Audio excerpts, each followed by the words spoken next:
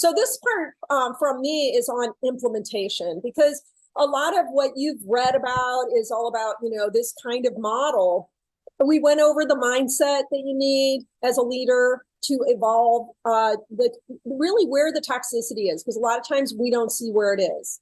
And what does it mean to wake up and get out of change blindness? And then last week, we went over what are some of the major components in the new model, and what is this responsibility-based culture, and how is it so different from the control model?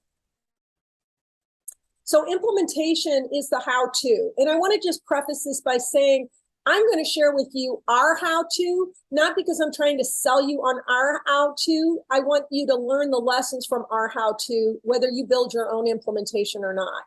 Because I'm a systems thinker, and how you build, scale, and sustain a culture requires that you have an intentional system that you understand and that makes sense, and that is, that you can prove. So I'm going to be talking about 7 steps. I'm going to be talking about 10 activities. I'm going to be, you went over that little house picture. So some of this is like overlapping system information. But these are kind of the 7 steps that are part of the implementation. The first one is to really make sure that the CEO and the senior team are supporting the transformation process. So what that means is that they understand they're shifting out of the conventional control models, and they're building a culture that is around these objectives: believing in people, transferring responsibility to them, supporting them in mentoring, helping them to become value-based, accountable, self-directed, and fully engaged. The second step is to measure things. So in our world, that is a multiplicity of assessments. You did one of those assessments, Craig. You did that exploration survey. We now call it culture wellness assessment, but it's the same thing. That one where I generated a report for you on Fundify. What's important about that is a lot of times we don't even know what our practices are until we're asked the questions about our practices. This one is something I'm happy to give you a complimentary thing on. It's like a lot of different temperament surveys, except for that it's really memorable. Like people that learn their colors, they can recognize the colors in other people, and just kind of, it's more practical. It's important to understand what are the priority values that people are operating out of, because otherwise we can inadvertently neglect or violate each other's value systems. It's also yes, please. I'd appreciate that. Seeing that, that'd be great. Yeah, I think you'll enjoy it. It's kind of a fun survey. It takes like 5 minutes, but it gives you a lot of insight into yourself and a real understanding of what causes you to go in a positive direction or sort of in a negative direction. The strategic alignment survey is a survey that measures alignment, trust, and engagement. And I meant to underline those because they're very important, each one of them. Alignment is how well do people understand and approve of purpose, values, and visions first, and then the goals, procedures, and roles of the organization. Because if you don't have people having clarity around those and approval of those, they're disgruntled about them, and it really saps their motivation. And then trust is that foundation of the house, right? So you want to know, how big are the trust gaps? What are our trust levels? How do we make sure we are paying attention to that and focusing where we need to focus on that? And then what are the perceptions about engagement?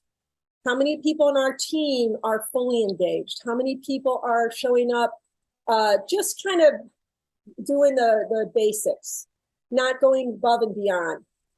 And then how many people are actually in really sabotage mode, that other directed side of the chart where they're acting like victims, or they are in kind of a mean-spirited, no, I won't, you can't make me.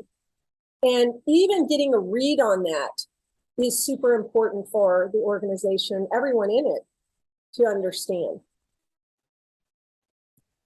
So the third step is getting all the senior team members on the bus. and developing a plan with them. And what this is really about is making sure that the senior team believes in people, that they have decided to adopt the idea that people are and want to be great. And that, that they have that, and that they want to build that trust with people. And make sure the senior team understands the importance of building a value-based culture. So Craig, I don't know if you've ever read this or seen this, but there's a book by Tony Hsieh. I may have mentioned it before. It's called Delivering Happiness. It's an older book, but it's a really good book on how to build a value-based culture and make the values obvious in the operations of the business. And it's really helping the senior team to regularly, frequently talk about the purpose, values, and visions of the company, and to consciously be in discussion with everyone around how we're building this responsibility-based community. Because if you don't talk about it, it becomes that the default is the control system. It just automatically happens that way. And you want the senior leaders to actually build a strategy. So if you read Delivering Happiness, you'll see how they took all their core values and they created behaviors in the workplace to live into those values. Like one of them is we're a little quirky. I think it's something like that. So they have a rule that everybody can cuss inside of their company. Or we want to build stronger communities. So they would have everybody come into the front door instead of leaving out of these different doors. So they were kind of forced to see each other in the morning. And they would have like a screen pop up that would say, hey, this is Robin Dreig. Do you know what Robin's title is? And do you know what he does for the company and what his contribution is? And you're getting to know the community. So they did a value-based strategy, which is really bringing it alive instead of having it on the wall and not. Yeah, and I do something similar as it relates to two of the most heinous components of any company, that is email and meetings. And so I've systematized to build culture around two very tactical things, but the respect and the understanding it brings to one another and the responsibility of how to manage those. I shared them last week with my new colleagues and they were lit. I mean, there was like, thank you. This is what we need to change. So it's really good. And imagine scaling that to the whole senior team where everybody's inputting, That's the next step. Yep, absolutely. Yeah.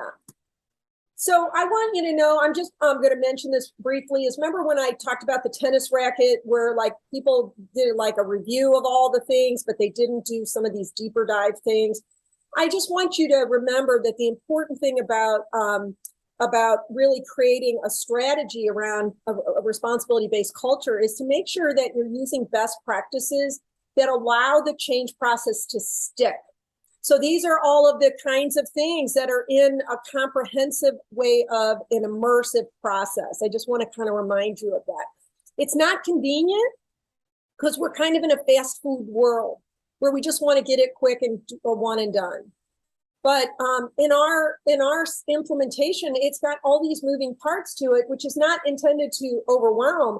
It's intended for you to recognize the importance of a strategy that is tried and true, even if you create it yourself. The next step is to make sure that not only the senior team, but the managers and supervisors are building trust and that they are part of creating the kind of environment where people are self-directed. I don't know if you remember or not, Craig, but on the self-directed side, that's where the bottom behavior is accountability. And remember I said at that moment, you can't really hold others accountable because it's an inside job. So how do you create the environment where people do not go into that rebelling and resisting and that state of resentful compliance? How do you build it so that they don't go there? They go over to thoughtful reflection, being awake, and making conscious decisions. And some of that includes that the managers and supervisors are committed to learning how to be emotionally intelligent. I have a company, Amanda's familiar with it, out of New York. And for a while, they didn't want to build a project that involved all the levels because the COO said, well, some of our managers are rough around the edges. And my response to that was, they need to be seen that way. They need to be open to the fact that they're not perfect either, and they don't want to hide that. We don't want you to hide that from the rest of the team.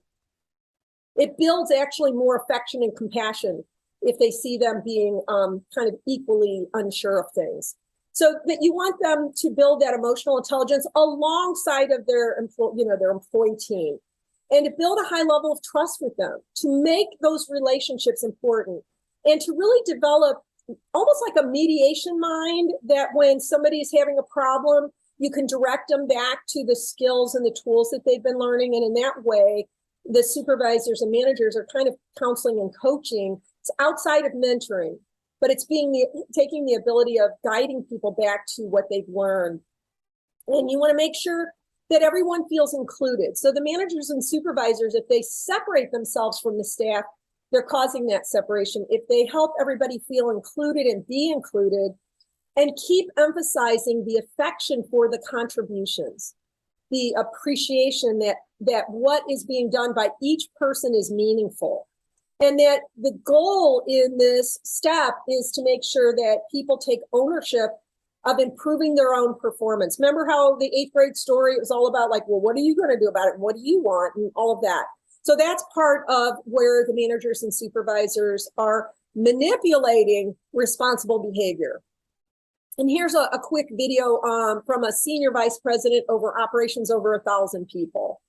My name's Lisa Meyer, and I managed about 1,000 people in 300 locations. For those of you that are in healthcare, everything's always about productivity. How many patients can you see? How many patients can you treat? How fast can you do it? How quickly can you get them well? And we slipped into really the control-based. All we talked about was productivity. How can we get your productivity up? If your productivity's not up, we're going to write you up. We're going to terminate you. And it wasn't really the culture that we wanted to have with our team. So as I grew the regional team and got their skill sets up, we decided to do a pilot project with 15 of our facilities. And we really focused on how can you as a team meet your productivity goals, because the ultimate goal was to see more patients. It wasn't about profit that was going to sell it to the therapists that were working with the patients. So we started working with Judy on some of the different modules and training the teams on how to take that responsibility themselves. And they came up with some really great ideas on how to improve productivity without us putting the hammer down saying, well, you're not productive enough, so we're going to write you up. And it really became a great thing for our organization, because we were able to get that group of therapists much more engaged, which helped our patient care, which helped our customer satisfaction. And really, we started to see those results when we ended our project. So she was in her own district over this 1,000 people, but the corporate headquarters was using control tactics, and it felt very Gestapo-like. And so she was actually living living into and getting her managers and supervisors to live into doing it differently, building trust, creating an environment where people were self-directed, which was a completely different approach to what had been done before, where it was very tense and stressful and really not effective. So the next step is, again, it's about creating that value-based culture and also being aware of the importance of a centerpiece of the 8 values that build trust. And right now that feels kind of like a vague and fuzzy thing. I'm putting a note to myself to send you something on that so that you can remember and begin to grow in how would I apply this 8 values that build trust stuff, and why does that matter so much? And then, and that's when I did that video last time where that woman said, oh my God, now I can figure out any relationship and fix any relationship because I can diagnose what's broken and I can fix it. The next step is— Can you repeat that last sentence? The Zoom chopped, and so please repeat the last sentence. Okay. In that last slide, it showed the 8 behaviors that build trust. And when I went over last week's session, there was a video of a woman that said, gosh, it's so great. Now I know these 8 values. I can't write anybody off anymore. So it's really important that you create a culture where those values are so well known. Like most of our implementation, by the end of it, everybody knows the 8 values by heart. And what happens is you internalize those and you think in terms of those. Like if I was having a problem with Robin, I might think, oh my gosh, I'm frustrated because he's not following through on something. And I'm Where I'm breaking down is I'm not telling them that I'm frustrated. I'm not having the conversation, so it creates an opportunity to recognize when there's a rupture. So that's what I was saying in that number 5. The 6th step is really about giving people the opportunity to show up in cross-functional teams. Remember when I told you that out of my 5 children, they all knew how to run a family meeting by the time they were 5? Part of what I was doing without even knowing it was I was teaching them to have experience in leading and following and being agile in those ways. And that's what's missing in a lot of workplaces. We tell people they should be this kind of person, but then we don't give them any places to practice. And so, in this implementation, you're giving them ways to practice in mentoring, where they're mentoring each other, and you're giving them places when they do small group sessions. So just to kind of let you know, when a person goes through an immersive process, they do their solo work, but then they also do group work, and the group work is employee-led. And that employee-led group session every month, which is done on a rotational basis, it causes everybody to have these opportunities to show up in different ways within cross-functional teamwork. That's what's missing in agile and digital transformations today, is the inability to effectively cross-function, because we haven't known how to build trust with each other. We don't know how to communicate with each other. We haven't been able to be in groups and small groups and make mistakes together, those kind of things. So this is a simple little anecdotal. This was a CIO that had seen the difference in her cross-functional teamwork before and after her groups went through. And a quick anecdote for me personally, I can say, so I've had the blessing in my life to take 2 maternity leaves, and one was pre-Lifeworks and one was post bringing in Lifeworks. And I will tell you, the coming back after my 2nd maternity leave was much easier than coming back after the first one without having this responsibility-based models. So that's what you want. You want to be able to see measurable improvement and be able to recognize like the shift so that you are confident to get to the 7th step. And so you just want to remember, and again, I'm not trying to sell you on our model. I just want you to know that by the time people go through our system, they have interacted with the content and with one another in auditory ways, in visual ways, in kinesthetic ways, solo and group. It's like giving them this variety of ways that is really consistent with that best practice of flipped training. I told you about that, right, Craig? About how in schools they realize this is what causes things to be retained.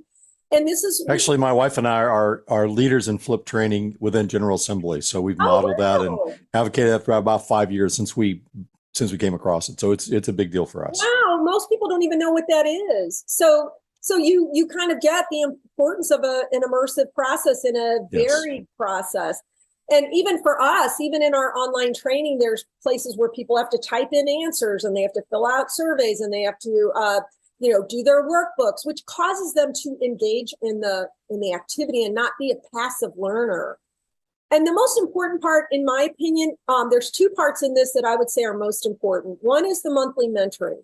The goal of an implementation is to have a practice you carry forward beyond the initial training and introduction.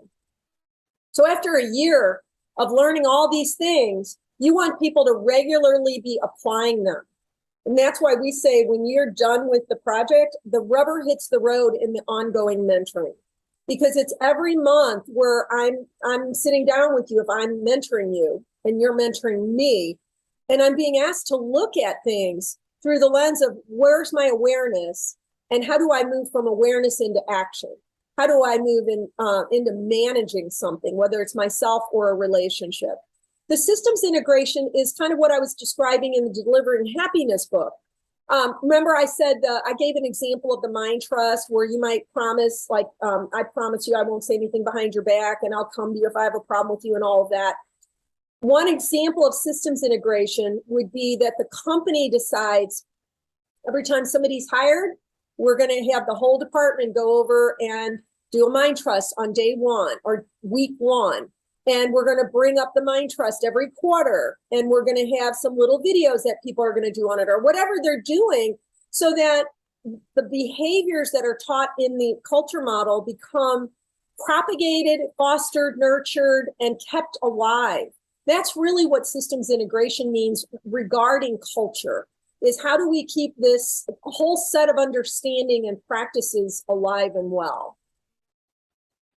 The outcome that you really want to hold your mind on is how do we use these highly effective, highly healthy, trauma-informed, because I know Robin was saying he's reading a book, The Body Keeps the Score. So much of what we're doing with the control models causes trauma within people. And it causes a lack of affection, a lack of compassion, a lack of certainty or confidence, and a lack of trust between people. So how do you get to the point where those issues are no longer a problem? And now the entire team is utilized, not only to maintain the processes and systems and structures of the culture, but even of the business. Because you want all the people in these different roles to be able to input where their input is invaluable. And most of the time, we just kind of throw that idea away because there's so much dysfunction in an organization that the notion of having widely cross-functional teamwork to redesign the whole organization when it's needed to meet the business objectives, it's almost unheard of. Kind of like when you said a little bit ago, something that you had done, Craig, and I said, wouldn't it be great if all the managers were doing it? And you really want in this step to have everybody in the organization do it, not even just the title people, everyone. And it creates those 4 core needs where people feel empowered, they feel lovable, they feel connected, and they feel contributing. And that's kind of the sweet spot that you're heading for. So what you want to do is standardize behavior like this monthly mentoring I mentioned, doing assessments. We have customers that have been around 7 years, 8 years, 9 years. And every year they have us come back in and assess their alignment, their trust, and their engagement. And then they make modifications and they share it widely. They don't keep that information to themselves. And then they have conversations about what they're going to do to course correct. And then making sure that you're continuously integrating not only the values, but the culture practices, concepts, tools, all of that. And that's 22 minutes for me on my part. So it gives you some time. I hope I haven't overwhelmed you, Craig. Most impressive. No, that's great. So it touches on a lot of things that, like you said, it's kind of a recap and integrates things in the comprehensive activities plan. These are all things that I have, from my assessment, you've seen that I'm familiar with and have implemented at some degree, but so much room for additional improvement. And the whole thing of these frameworks are really helpful.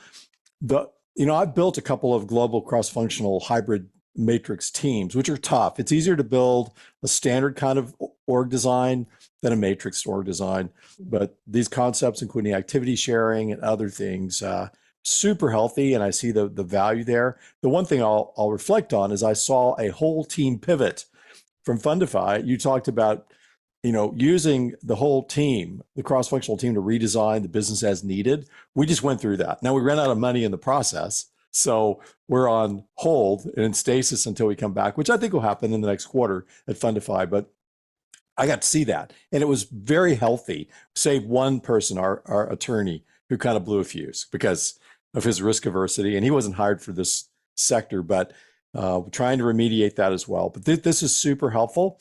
And the whole thing of, here's the bottom line for me.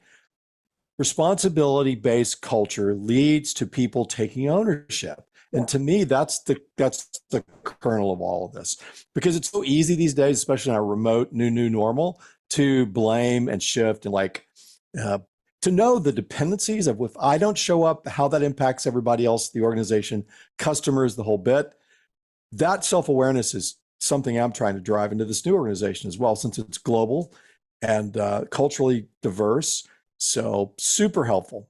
And flip training, yeah, again, thank you for emphasizing that. It's something that Celia actually has been spearheading in terms of our teaching model in data analytics and data science. So I should be excited to hear that as well. Yeah, I'm so glad you know what that means. And I think the other part besides flipped is remembering full distribution, because what most leaders tend to do is they identify as the hero, whether they're conscious of it or not.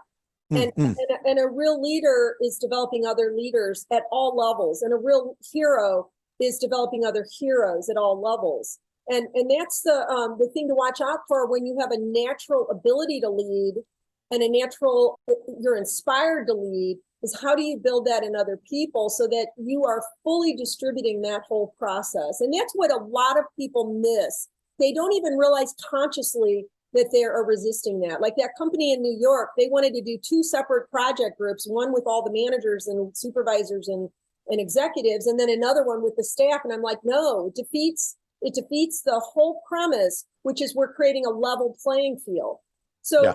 I hope that that's something that you've taken in, because I think you're doing so much of this already and already have a mind for the system that I'm describing. It's just, what's new is full involvement. So when you talk about the lawyer who does not is risk averse, my question to you would be, how will you create it so that he feels empowered, lovable, connected, and contributing, and that he's able to work through his because he's really kind of separate from what you're describing. He's separate from the group. He's not aligned with the group, which probably means he just needs to work through some barriers and fears. Yeah, that's kind of the obvious thought there. There's something deeper there that I won't go into, but it's a great concept to make sure you empower. I did that last week with my partner and CEO, and it turned the tide. I told you there was something tectonic at the first.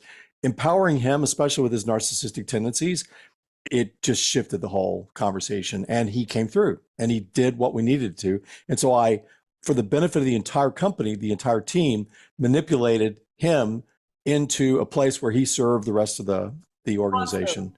Yeah. Awesome. So, but this is really great, because as leaders, typically, like I'm AA, extrovert, blah, blah, blah. Part of that terrain often is messianic complex. We slip into that. And so, and as men, Robin, you can speak to this, because there is a definition between men and women. It's about chromosomes. But the thing is, we are from birth, I've shared this before, we have the XY, not chromosomes, but problem solving built into us, intrinsically, even physiologically in our brains. We're linear thinkers. And so, we're paid to come through. And so fighting and resisting that hero complex is really good to be aware of. And so I appreciate that. I appreciate you saying that, because I'm kind of a stand for helping men and women stop doing that. I really am. I'm a stand for it wherever I can be. So anyway, I appreciate your comments, Craig. I wish this was not the last session. Knowing you. Figure out ways for us to do more. Amanda, you had a thought. I saw it in your mind. Go ahead. You haven't gotten to speak much, so I know I want to take the Robin's time. I guess, because I keep hearing the difference of like a few times of men and women. And yes, we definitely come from like different species, different ways, but I would tend to argue the fact that women aren't problem solvers. I would argue they are.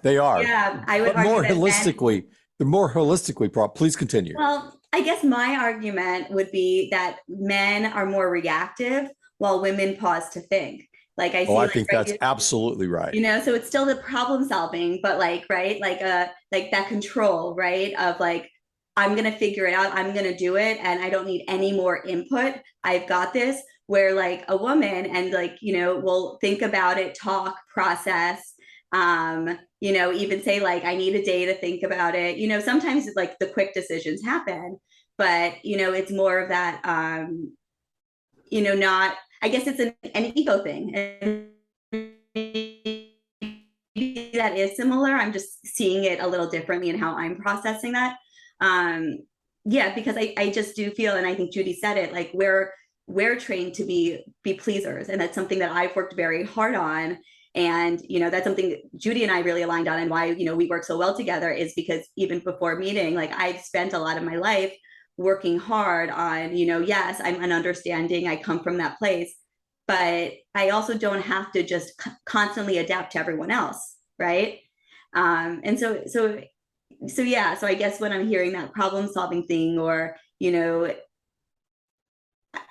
I don't know that I necessarily, agree with it. I don't know if I'm being clear enough. No, listen, thank you for voicing that. And I absolutely affirm that.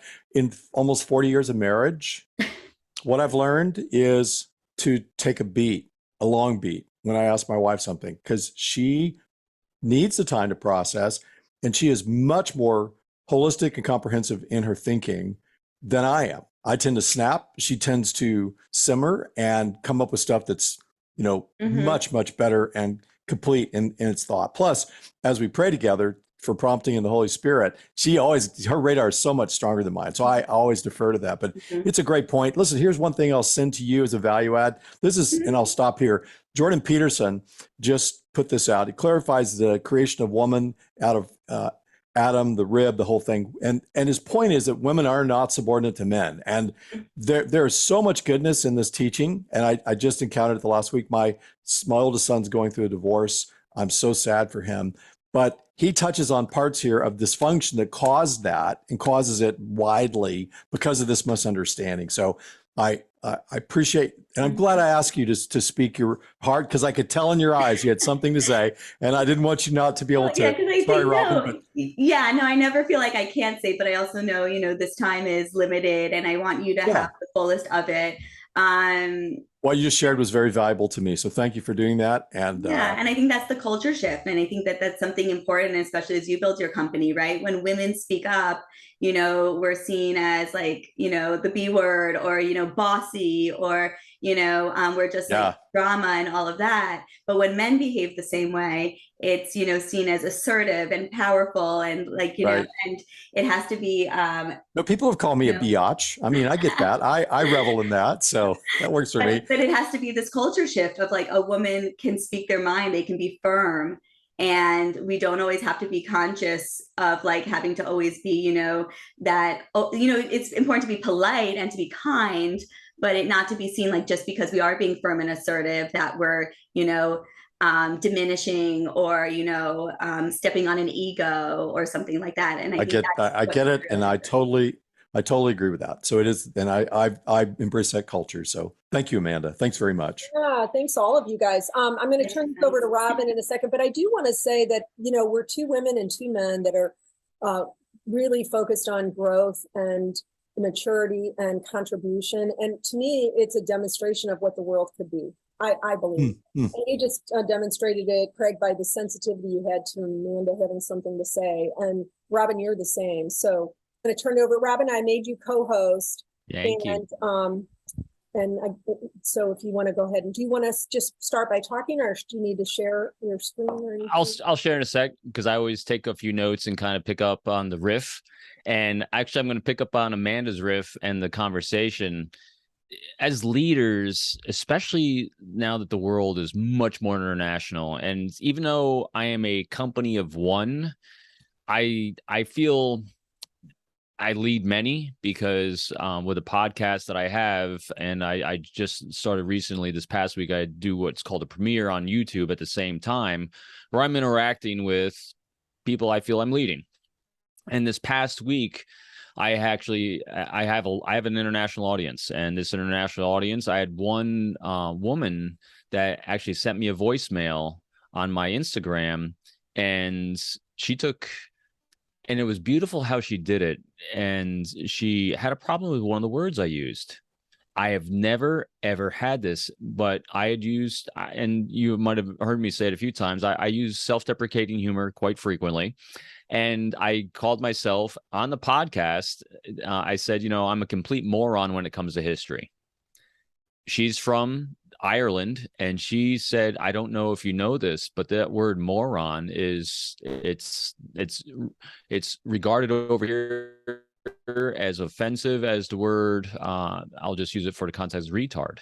And she found it very offensive. She said, I know it wasn't in your heart. And I sourced it. I looked it up, and I went through my transcript and saw where I referenced it in there. And the first thing I did was we're talking about owning it. I completely owned it. This is a world where people will get very defensive over the fact that they said something. Well, I grew up and we say it all the time. There's so many ways that people can go. And this is one person out of tens of thousands of people I've interacted with in the last 10 years that had a problem with me using a self-deprecating word like that. And my response to her was, you're completely right. Thank you so much. Because the last thing I ever want to do is alienate, make someone feel uncomfortable, or have the message of what I'm trying to do impacted by you being focused on a word. It's completely my fault. Thank you. And it won't happen again. I actually have it on my whiteboard right here of a new word not to use. And it's a challenge because I'm used to using it. But that comes down to that, own it. And then, and both y'all, all y'all, what leaders do and what trust is at its core and fundamentals is we create a place where people feel safe. Mm-hmm. We must be mindful of how we engage. And even though we grew up, I mean, I could share what my grandfather, who was born in 1909, used to say in regards to a lot of different cultural diversity, because that was the language in which he grew up in. And now, was it in his heart? No, but we have to be mindful that our language, everything through life changes, and we have to keep it is our responsibility as a leader to keep pace with that change and to realize that there are times when we're not making people feel safe. We have to see what the world sees when they see us. This book I just finished, as I mentioned, The Body Keeps a Score on Trauma. The reason I read this book is, and it's going to get to my reading thing here in a second, is because I've had two people on my show that are good friends of mine that have recommended this book. I am not into reading about trauma. I feel I'm on a path of enlightenment. I have my own things in life I've dealt with. I feel I've moved on, and I did not want to go through and rehash stuff. But I've had two people in my life that have recommended this book, and because I desire to make a connection and have a common frame of reference, I want to understand what they see when they see the world and how they interact. I also am a board member, and I'm leaving now for a group called the Innocent Lives Foundation, where people have experienced trauma. What I've gotten out of this book is profound, because I now recognize things I didn't recognize 3 weeks ago about people's behavior. I understand them even deeper. I understand, and that's one of the reasons why I even talked about my wife, we're using the word moron. I said to her, instead of the defensive type A narcissist I used to be, still at the core, I said to her, this must be a triggering word for her from trauma she experienced at some point in her life. Yeah. And it made her feel unsafe. And so that's what leaders do. We reflect and we say, how can we make people feel safe? And then, Amanda, getting to your point about reading, the reason I read is all those things I just said, is to continue to educate myself, being able to make connections with people. And the story I have, there's an FBI agent years ago that I came through one of my courses, and he was trying to recruit a professor from UCLA, a very liberal professor that did not like the FBI, did not like the government, and kept turning people away that came to his door because this guy was teaching Iranian nuclear scientists, which is not good. And we just wanted to have a dialogue. He turned away the CIA officers that approached and everyone else. So what this guy did was, this FBI guy, after he came through my courses, he read every single book this guy wrote information on, read every single book, knocked on his front door and asked him if he could seek his thoughts and opinions about a book he recently read that he had authored, and he quoted them back to him. Let him write in. They formed a great relationship. Talk about constructive manipulation. Yeah, because people are just wanting to be understood. And so if you don't have time to read, here's other things you can do. Google podcasts where these authors have probably been on a show, and you get a quick snippet of it. Google on YouTube, you can do the same thing. I know my content's all over there from all the shows I've been on for the books I've written and things like that. So if you don't have time, you can at least get maybe 10 or 15 minutes to get a synopsis and overview. So that's what I'll say about that. Yeah, I actually do something. My practice, I call it a biz bio. So when I have my staff, and I do the same, I do a pre-brief on an interaction with people, and I go and look at their social and their Google footprint.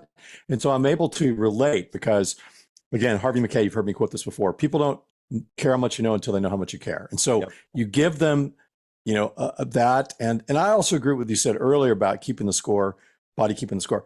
I think Sue and I say this all the time. The Father allows trauma and difficulties in our lives to prepare us for relevance in the life of others. So instead of saying, I understand and I have no clue, I can actually say I can appreciate that because of some similar circumstances. So I love that concept and that truism that we need to embrace those connecting points and the ability to enter in. So thank you for that. Absolutely. And the final thing I'll say before I get going is presence. Presence is the easiest thing we can do as leaders. I have a gentleman who's my hero, and I don't have that title hero I use, but my son uses it. My son uses he says I'm his hero, which is the humbling thing. And Super great. And there's a Marine Corps lieutenant general, he retired lieutenant general, who was a captain when I knew him at the Naval Academy. It literally saved me from getting thrown out at my last academic review board. He helped me form the silent drill team there, and he had so much presence that you never, ever wanted to disappoint him because he was so engaged with everyone and everything. He didn't lead by domination. He didn't lead by power and authority. He led by presence. He was just always there. He's coming on my show in the next couple of weeks because he's coming to TBS to speak, and my son's getting to see him. So my son said, "Dad, I can't believe it. How often do you like to get to meet your hero's hero?" And so I reached out to Larry Nicholson, Lieutenant General, very high ranking, and he's going to come on my show. And I'm going to ask him about his origin story and the importance of presence, because it is such a massive impact. I can't remember very few things he did. I remember he was always there, and always. Do me a favor, send me the invite to that particular event. Yeah. And I would love to listen and hear that if that's possible. Yeah. And so what I do is I do premieres now on YouTube. I just started last week. And so when I do the premiere, you get to watch it live and text me on it and stuff, because I don't do the live broadcast yet, but it's a fun thing. So let me hit the screen share. And asking people to tell their stories is one of the most honoring practices I know of. So, yep. So picking up where we started off the day, Craig, this is awesome. The dichotomy of power and leadership. This came to me in an aha moment probably about a year ago when I read Robert Greene's, the first book I read by Robert Greene, The 48 Laws of Power. And very much like you, when I read Robert Greene, and matter of fact, every book I read by Robert Greene, I have to read something very positive afterwards, because he's an individual, I think, that he sees the world through a very skeptical, pessimistic eye of human behavior, but you can't discount that because a lot of people do. And the 48 Laws of Power, when I read the 48 Laws of Power, I immediately had this aha moment. I thought leadership was a continuum scale. You're either really bad or you're really good, and you're somewhere on that scale. And when I realized that everything in life is really a dichotomy, I read Jocko Willink's Extreme Ownership and The Dichotomy of Leadership, two fantastic books on leadership. Being a former Marine, I thought, it's just an military book. No, very, very good books with fantastic messages. And so everything in life to me is a dichotomy, because you can't understand how things function unless you understand the good, the bad, the evil, the greatness. So everything to me is understanding dichotomy. So leadership is not a continuum. It's a balance between self and others, hence leadership and power. And when I read the 48 Laws of Power, first of all, I recognized a lot of behaviors in the leadership of the FBI that I never understood. And all of a sudden it dawned on me, because when you look at these 48 Laws of Power coming up, and I'll get to in a second, because I have a slide for it, you're going to recognize power is about self. And all of a sudden I started recognizing things in myself when I was younger that manifested too much self, because I had the dichotomy out of balance. And so here's the traps I fell into. I grew up in a household with not much money, so I had to start working at a very young age, 8 years old. And because I needed school clothes, I needed to have lunch money at school so I could fit in all the things I needed in life. My mother came home one day and said, "We don't have any money for school clothes. Your grandmother died, and the little stipend she was giving us from working at a gas station is gone." And my father, in a fit of his own crap he's dealing with at the time, jumping from job to job with no college education at a retail store, was not paying my bills. And so you get this self-reliance. And then you get resiliency. We lost my parents rented a house. My parents have never owned a home. So we lost the heating on our house because the furnace broke, and our landlord said, "I can get a new furnace. We're going to raise the rent." My parents said, "I can't do that." So we started heating our house all by wood. Well, with two parents that are completely incompetent, and I use that word because trauma, we heated our house all by wood. So I started splitting wood. So I became self-reliant. I say resilient, tenacity, because someone said, "You can't get in the Naval Academy. You don't have the grades." And I said, "Oh yeah, screw you. I'm going to the Naval Academy, because it's either that or stay in this hometown, for the rest of my life, which really sucks." So you start with problem solving. I am a gregarious, outgoing guy too. I was always popular. I love people. I love engaging. I'm chatty. I'm outgoing. Get in trouble too much for chatting. I'm from New York. All these things manifested. I was the popular guy at school. Popularity is about self. Look at me, look at me, look at me, look at me. Put some trauma on top of that with insecurities, and you have a recipe for power, because power is about self. I hit the Marine Corps and I get my first rating, and I'm ranked last out of all second lieutenants, 14 out of 14. That's me in the lower left, when I actually getting it together. And I remember saying to my major, what am I doing wrong? He said, you just need to be a better leader. And I was like, well, I thought I was, because everyone likes me. He says, it has nothing to do with liking. It has to be about everyone else but yourself. And again, these words were befuddling to me. And I said, how do you do that? And he said, just figure it out. And that's when I talked about, the 4 pillars of communication, how to make that shift to you to someone else. And then when I saw this slide about the laws of power, go through here and just take a look at them. And you can really start identifying some of the laws that Robert Greene highlights, and how the focus is on self and control and manipulation, but not for the sake of others, but for the sake of self.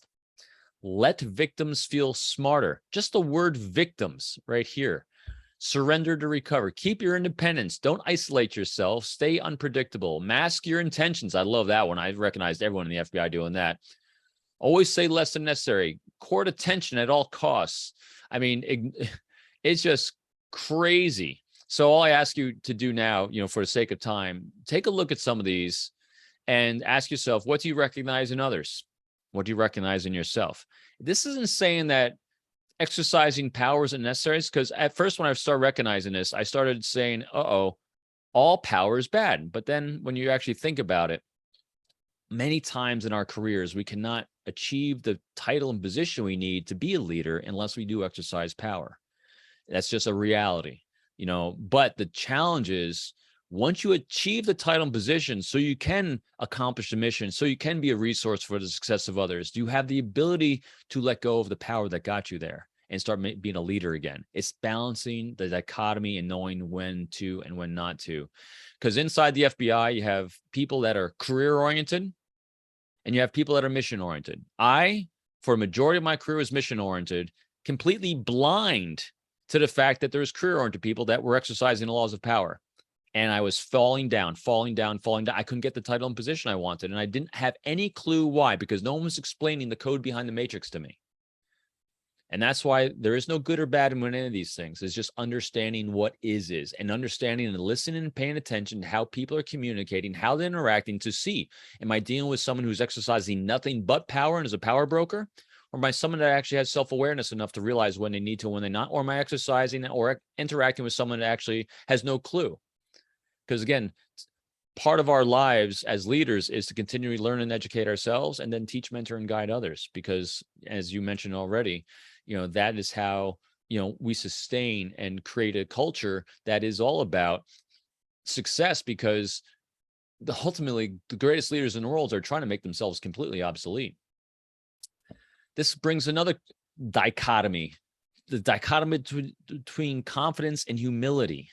Confidence is not arrogance. Confidence is knowing what you know, understand what your strengths are, and knowing how to exercise your strengths and put them into play for the benefit of others. But the humility, I have much more to learn. The humility, when someone reaches out to me and says, Robin, you used an offensive word to me, to not get defensive, not put the shields up, not lash out and say something to the effect that Robin probably would have said 10 years ago. Say, oh yeah, shut up and get over it.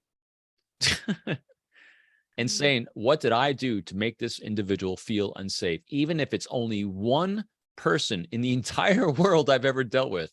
Does that mean she's the only one? Probably not. So taking that in there and have the humility to realize, hey, times have changed, word uses have changed, and I better keep with the times if I want to keep imparting my message. And this is the message that was imbued in me my entire life. And this is, I know it's yours as well. Service above self. Without putting yourself down at your own detriment, and then understanding how does this show up for you in life. And I think you have a good course of that already. And so this is the question I would ask people when they're wanting to join my behavioral team. This is one of my questions that was the kind of the gold standard of how they answered it. because this is my test for self-awareness. I'm not looking for perfection. I'm looking for people that understand where you're at, what your strengths are, what your challenges are, and what your plan is to do about them. So that's my question for you is, how aware of you are your challenges? What does the world see when they see you, and what's your plan to deal with it? How do you know what you don't know? Matter of fact, when I have Lieutenant General Nicholson come on my show, one of my questions for him is just that. You are a general. When you were a general, who was your mentor and guide that made sure that you were actually communicating in a way that other people needed you to communicate, not how you wanted to? Because I'm curious, who does a general turn to as their, as not the critic, but the loving, objective individual in their lives instead of a loving critic? Because that is critical to maintain our self-awareness. And that's that next question. How well do you know what other people see when they see you? The words you use. I know your faith and your religion plays a large part in your life. Does it play a large part in everyone's life you interact with? How do they receive that language when they hear it? If you don't use it, does someone else have a different religion? Does someone else have a different belief system? Amanda did a good job explaining her point of view when it came to roles of gender. And so when you're using any of your language, what do other people say? What do they think? Do they feel safe enough to share it with you if it makes them feel uncomfortable in any way? Because that is what is truly, truly what leaders do. And then doesn't mean you always have to accommodate. It just means that you become aware and you make a choice. Because I say multiple times with everything I do, there is no right or wrong with how to engage another human being. There's just a choice. And your choice has consequences. If you want to always make someone feel safe, you're going to choose one thing. If you need to poke someone in the eye sometimes, you might say something else. If you need to have someone have an aha moment in life, you can do that. Now, if your reservoir of goodwill and leadership is full because you've had weeks, months, or years building that reservoir up of making someone feel safe, if they need a poke to kind of have a wake-up call, that reservoir is safe and they're going to hear those words. If my major at the time, Major Nicholson, had said anything to me, I would take that word like this. I got goosebumps even thinking about him because his reservoir with me was so full. Now, if someone is constantly putting you down, constantly, coming at you, it's where the numbing effect takes place. So that's why we're always building that reservoir. So in those moments when we do have to exercise, maybe a poke in the eye or something, a little less feeling of safe because someone needs it, then it has an impact. And this kind of brings into, and I talked about it last week, understanding what our own biases are, where we get our own information from, understanding what our own triggers are. Again, I was so proud of myself. That's why I brought it up. The fact that someone called me out on using the word moron, and that would have been a trigger for me 5 years ago, maybe even a couple of years ago. But recognizing that this must be a trigger for her instead, and what do I do about it, and how do I do this? Anytime I get any correspondence coming in to me in my company or me personally, it gets filtered through my wife now too. Before I do a response, she's my content director. I always call her the content director. And if I send something out without her, boy, matter of fact, I emailed when my son emailed me or texted me that Lieutenant General Nicholson was coming to speak to him at TBS right up the street here. I was doing backflips because I just reached out to him a couple months ago. And I asked my son's permission to reach out. Hey, do you mind if I reach out to him? And I did. And when my wife found out that I reached out to him, she said, "What did you say? Did you invite him on your show? Did you have and she got really PO'd at me at first because I did not run the content through her before it went out. Because why? I was emotionally hijacked with excitement, and sometimes that come across wrong. So always realizing our positive triggers, our negative triggers, and what's our safe space that makes sure that we're communicating in an effective way. And a final thing I'll mention here, I might have mentioned it already. A good friend, teacher, mentor guide. Another one is Joe Navarro, wrote a great book. He's a nonverbal expert, but I think his greatest work was this one, the book called Be Exceptional. These 5 traits that he observed through all the interviews and interactions he's done throughout his entire life and career of the exceptional people throughout the world are these. One is self-mastery. And that's what we're talking about here. Recognizing what our challenges are in life and what plan do you have in place to overcome them. Second is our power of observation. Do we see and taken in process, or we're just kind of going through the motions, being able to see. So when Amanda, I'm sorry, she's going, when Amanda was sharing her story, I was listening to the words, I was hearing the content, I was understanding the context. Or are we just, in other words, is the focus on us or on the event itself when we're listening? Communicating, those 4 pillars of communication, the things we've talked about for the last 4 weeks are all about communication. Actions, are they positive actions in regards to others, negative reactions, just understanding what they are. And the bottom line to everything as leaders is creating that safe place, which ultimately is psychological comfort for ourselves and for others when we're interacting. That's what the greatest exceptional people in life do. I am right on time with all that. Unbelievable. Wow. Wow. Booyah. Good job, man. That's Booyah. great. It's great. Well, to briefly reflect back, there's so many things that are really great here. And Rob and I reread this and it's super helpful. This power versus leadership and where that comes from. It's back to what you said early, Judy. A lot of things we need to gauge their source. What is our motivation? If it comes from love, a place of love, caring, selflessness, and conservative other, not to the exclusion of our own self, because the principle is I have to love others as I love myself. And if I don't love myself, then I can't love others. My wife and I were talking about this on the back porch. We have to not just give out of a full cup. The ideal is we give overflowing out of the cup. And it's the overflow that emanates there. But those common traps, I also refer to those, John Eldridge in his book, Wild at Heart, and other following books. They're agreements that are actually sought in our heart by the enemy of our souls that want us to believe those things, that you're on your own, that you're not this, you're not, and they're typically from wounds that we get from our youth, parents, uncles, grandparents, whatever. And working through those has been, a real self-awareness exercise for me. I'm triggered by thoughtless behavior, careless and recklessness in others. And on the flip side, carefulness and creative acts of love. Just, I get so motivated when I see that in my family and others, and I really call that out. And so, but this, being exceptional, I think, is about being intentional in those areas too. You asked me, I have my accountability is to my wife of 39 years of 43 years of being friends, and then my prayer partner of 25 years who knows me like a brother and calls me out when it's too much about me. He'll call out the selfishness and he'll go, dude, get out of your own skin here and stop going on about you. It reminds me of one of my favorite jokes of Bette Midler. She said, okay, enough about me. Tell me about you. What do you think of me? And so it's like, it's just, we just can't help ourselves. Right. And then the final thing I wrote, I've been propagating the meme of humble confidence in global organizations for 15, 20 years now. It's just a core value of mine. And I've seen the power and impact of that being repeated and demonstrated back. It's so important and helps people feel safe and secure and the freedom to become confident in what they do, but with clothed in humility. And the last thing is, Andy Stanley taught me this when I was listening to him at a leadership conference. He said, never sacrifice influence for the sake of being right. And that's so we keep the context and we keep in the conversation and we don't say, I don't agree with you, and just shut it all down, and so, and the humility is being able to, when I lay an egg, to stand back, admire it and apologize, own it, and then hopefully restore and move into deeper levels of that conversation. I got to do that with my son 2 weeks ago. And so I said, I'm okay with you espousing this point of view, but I really want to challenge you to know why you think this.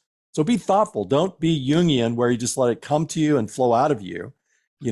Be reflective about it and figure out, compartmentalize, self-argue, and then come up with, hey, this is why I know what I believe. Another and so, yeah, go. Adam Grant, Think Again. Yeah, interesting. Okay. So what's really good about this book and the things you're saying is it's what I've done much more. And it's kind of dumbfounding that I do it because it's not who I was. When you have a belief, interrogate it. If someone else has a belief, interrogate it. Not interrogate it like try to disprove it. No. Just interrogate it to understand it as to its deeper core. Why, who was I talking to the other day? It said they're Catholic. And someone said, well, why are you Catholic? Well, I went to school and I was raised and I went to Holy Communion. And it said, well, why? Right. You Was it telling me- osmotic? Did it just kind of, yeah, Right. right? And so, and then they saw this person again like 3 months later, and he thanked him. We originally got really pissed off at him, and he goes, "Thank you. I am now Catholic." Yeah, right. Full Catholic, right? I only understand So- why. So yeah, I Last love the comment. idea. Yeah, go ahead. It is the history. You said that you're not really great on history. I just got this. I am a history buff, extraordinary history buff. This is the Annals of the World. This was put together by a 15th century scholar out of Dublin, Ireland. So if you want to get into history, this is from creation to 70 AD. CD-ROM maps the whole bit. And it's one of the most comprehensive. Yeah, I just highly, I've this is like one of the top 3 books of my life. I'm so happy to find this and a good used copy at a fraction of its new cost. And I say I'm a moron on history, better than some, worse than others. Yeah, and not a moron. So actually, I like the word moron, but I won't use that. It's a great word. I think it's so funny. To me, it's a funny word, but it is. They sent me the different. I mean, it was such a beautiful, and she apologized. Yeah. So it was so thoughtful, and she just did such a nice job. She said, I could send it to you in a text, but you'd lose the context. Well, and there was uncomfort on her side, even to bring it up. She had to be like, do I do this? I doubt she had the luxury of having a content director that she put stuff. My wife's my content director as well. I told you that I did positive manipulation to affect change in the company last week. Yeah, great. First draft went to my sweetheart, and I said, tell me your thoughts. And so I integrated those in. Yeah. I meant to mention this at the beginning. It was one of the notes. You did a fantastic job, as you know, with that CEO partner because you made him feel safe. That's what you did. So by listening to him, by empowering him, because my 4 pillars, seeking the thoughts and opinions of others, talking in terms of their priorities, validating, empower with choices. You empower each one of those 4 things makes the other person feel safe. Some people require more things than others for whatever triggers they have, whatever insecurities, or whatever trauma they have. But that's exactly what you did, which affected the end result, which is what everyone's looking for. Win. Thank you. Thanks for validating that. I really appreciate it. Yeah, guys, this has been so delightful. I think that, this was a godsend for me to, I get a zillion emails a day like everybody. And I do feel directed by the Father, and I call him the master tapestry. I've shared that with you. Life's a Gordian knot in the moment. I look back and it's this beautiful tapestry. And for him to pop into my awareness, that invitation, and then in the midst of financial, fumes, I approached my partner. He goes, "Oh, this is part of your professional development. I know you value that. Do it." And this has been so great. So I know that there's going to be future opportunities to engage with other company efforts I'm doing either at Fundify or Banking On or otherwise. So I look forward to finding ways that we can intersect, maybe become even clients, if that makes sense. And so I know that in the new company that would be valued by the CEO, but I'm just starting to get my footing there. So anyway, thank you from above. My wife thanks you. She's benefited already. By the way, I'm blown away by the confluence of conversation today around these things that I'm just stepping into with Robert Greene. I mean, it's just beyond marvelous. I just sent you what I saw it. Yeah, so that's Peterson interviewing him.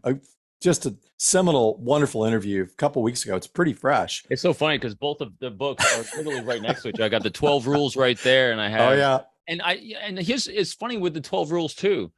It's a fascinating, interesting thing. So my other good friend, Abby Morano, who got me onto The Body Keeps a Score, she is a PhD in human behavior, nonverbals, and she is not a fan of Peterson's.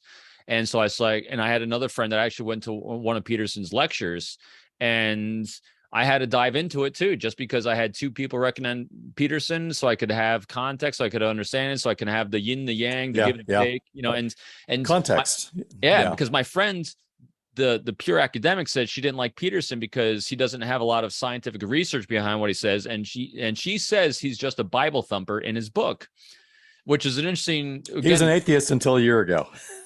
which is interesting because I took it as when I read his book is like, wow, he actually sounds like one of the courses I took at the Naval Academy for one of my English courses. It was called The Bible as Literature. To me, he actually does a study of the Bible as a source of human behavior. And my friend who has a different so it's just, more context, it's all so fascinating.